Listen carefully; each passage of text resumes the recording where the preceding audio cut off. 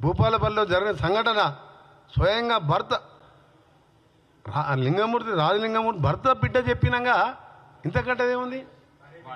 భార్య బిడ్డ అంత క్లియర్గా టీవీలో చెప్తుంటే కేసీఆర్ బయటకు వచ్చి మాట్లాడాలి కదా. ఒక నిమిషం చెప్తాను, నేను ఆడి కూడా వస్తున్నా. ఆయన ఒక నెల కింద కేసీఆర్ కొడితే మామూలుగా ఉండదని అన్నాడు.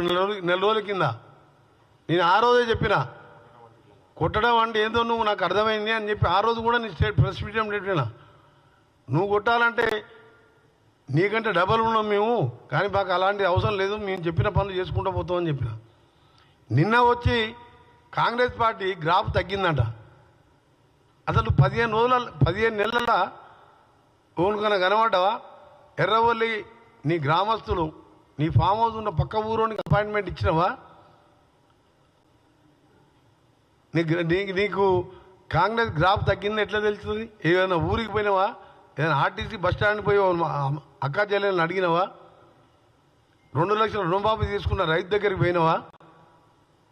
ఇవాళ నువ్వు ఆపేసిన ప్రాజెక్ట్ ఎస్ఎల్బిసి సొరంగం పాలమూరు ప్రాజెక్టులకు టెండర్లు పిలిచి 80% 70% మా ప్రభుత్వంలో పూర్తి ఆగిపోయిన పనులన్నీ కూడా పూర్తి చేసుకుంటూ కొడంగల్ లాంటి నారాయణపేట దేవరగ అలాంటి ప్రాంతాలకు నీళ్ళు ఇచ్చే కార్యక్రమం చేస్తూ ఆ ప్రాజెక్టులని మొదలు పెడుతున్నాం.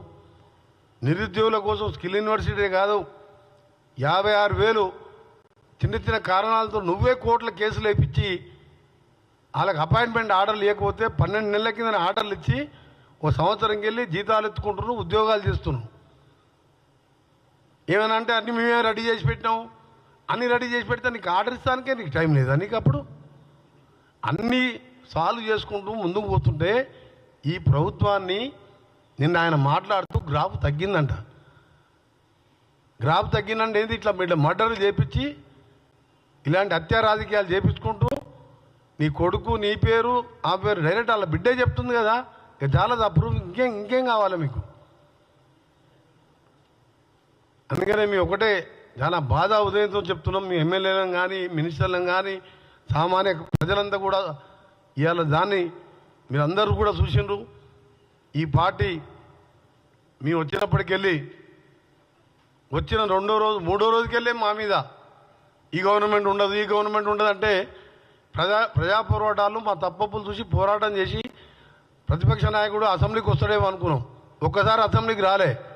ప్రపంచంలో ఏ మూల ఏ క్షణం ఏం జరుగుతుందో వేగంగా తెలుసుకోవడానికి తొలి వెలుగు వాట్సాప్ ఛానల్ని ఫాలో చేయండి.